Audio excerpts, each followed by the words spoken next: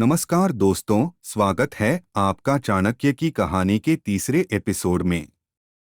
पिछले एपिसोड में हमने देखा कि कैसे चाणक्य और चंद्रगुप्त मौर्य ने नंद वंश को समाप्त कर मौर्य साम्राज्य की स्थापना की। आज के एपिसोड में हम जानेंगे कि चाणक्य ने चंद्रगुप्त मौर्य को एक महान सम्राट बनाने के लिए क्या-क्या कदम उठाए। मौर्य साम्राज्य की स्थापना के बाद चंद्रगुप्त को एक विशाल राज्य का शासन संभालना था। चाणक्य ने उन्हें विभिन्न प्रकार की चुनौतियों के लिए तैयार किया। उन्होंने चंद्रगुप्त को सिखाया कि एक सच्चा राजा हमेशा अपनी प्रजा की भलाई के लिए काम करता है और राज्य को एकजुट रखने के लिए कड़ी मेहनत करता है। चाणक्य ने अपने महान ग्रंथ अर्थशास्त्र के माध्यम से चंद्रगुप्त को शासन की बारीकियां सिखाईं।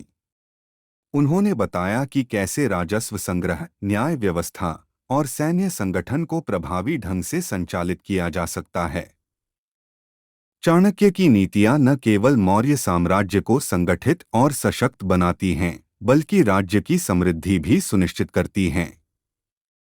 चाणक्य ने चंद्रगुप्त को बताया कि राज्य का कुशल प्रशासन सुनिश्चित करने के लिए योग्य और ईमानदार मंत्रियों की नियुक्ति बहुत महत्वपूर्ण है। उन्होंने राज्य के विभिन्न हिस्सों में प्रशासनिक अधिकारियों की नियुक्ति की और उन्हें नियमित निरीक्षण के माध्यम से जवाबदेह बनाया। चाणक्य ने एक मजबूत और निष्पक्ष न्याय प्रणाली की स्थापना की।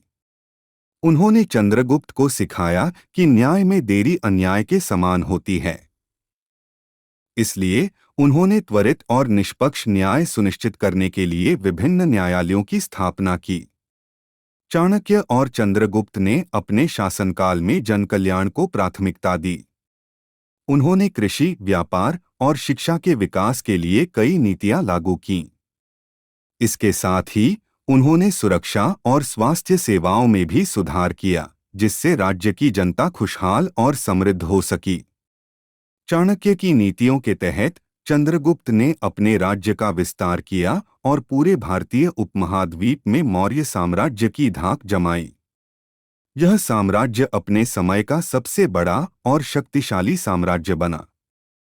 इस एपिसोड में हमने देखा कि कैसे चाणक्य ने चंद्रगुप्त मौर्य को एक कुशल और महान सम्राट बनाने के लिए मार्गदर्शन किया। चाणक्य की नीतियों और चंद्रगुप्त